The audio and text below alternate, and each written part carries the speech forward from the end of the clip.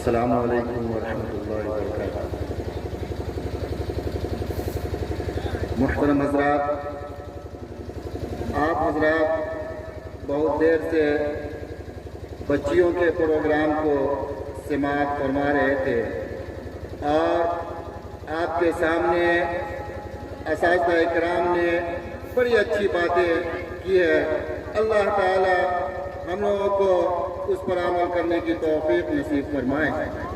محترم حضرات، میں مبارکباد دینا چاہتا ہوں ان بچیوں کو جنہوں نے اسٹیج پہ آ کے بہت ہی خوبصورت انداز میں اپنی باتوں کو اپنی امی جان کے سامنے میں، اپنے ابو جان کے سامنے میں پوری دل جمعی کے ساتھ پیش کیا۔ قابل مبارکباد ہے آپ حضرات عزیز بچوں۔ اس کے علاوہ میں مبارکباد دینا چاہتا ہوں دونوں بھائیوں کو، ان کے گھر والوں کو، جنہوں نے تھوڑے سے ہی وقت میں اتنی محنت کی ہے ان بچیوں پر، جس کا اندازہ ابھی آپ حضرات کو نہیں ہوگا۔ 2 سال 3 سال 4 سال کے بعد جب آپ پھر انہی بچیوں کو ایک بستی سے دوسری بستی میں دیکھیں گے، تیسری بستی میں دیکھیں گے، اس کے بعد اس کا اندازہ ہوگا کہ ان دونوں بھائیوں نے ان بچیوں پر کتنی محنت کی ہے۔ قابل مبارکباد ہے دونوں بھائی۔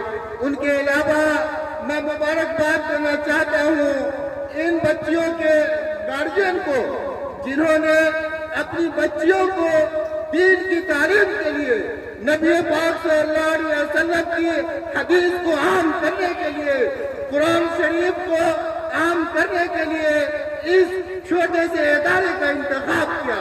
عزیز بچوں، آپ بلڈنگ پر نہ جائیں، کبھی بھی نہیں، میں نے بڑی بڑی بلڈنگیں دیکھی ہے، لیکن اسٹیج پر آ کر ایک جملہ نہیں بول سکتی۔ میں آپ حضرات کو قابل تعریف، قابل دل سے دعائیں دیتا ہوں۔ ان کے علاوہ جو حضرات اپنی بچیوں کو اگر مدارس میں داخل کرانا چاہتے ہیں تو میں ان سے درخواست کروں گا کہ ان اداروں کا انتخاب کریں جہاں بچوں کو تعلیم دی جاتی ہے، صحیح تربیت دی جاتی ہے۔ ان بچوں کو جو سکھانا چاہیے یہ ادارہ ان کو سکھاتا ہے۔ میں تمام علاقے کے گارجین حضرات سے درخواست کروں گا کہ ان اداروں کا انتخاب کریں۔ دوسری بات میں یہ کہنا چاہتا ہوں، تمام ایک علاقے کے ناطے اس اسٹیج سے یہ کہنا چاہتا ہوں کہ تمام مائیں، تمام فادر، تمام بھائی سب محنت آج کر رہے ہیں، اس کا رزلٹ صحیح نہیں آ رہا ہے۔ اس کی وجہ یہ ہے کہ ان معصوم بچوں کو گاڑیوں میں، ٹیمپو پر، یعنی اسکولوں میں بھیجا جا رہا ہے۔ کتنے سال تک؟ 5 سال 7 سال 8 سال 10 سال 12 سال۔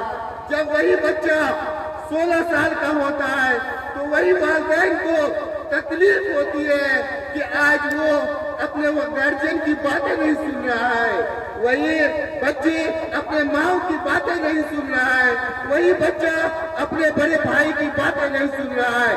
اس کی وجہ ہمارے یہ گارجین حضرات، میری بات غور سے سنیے گا۔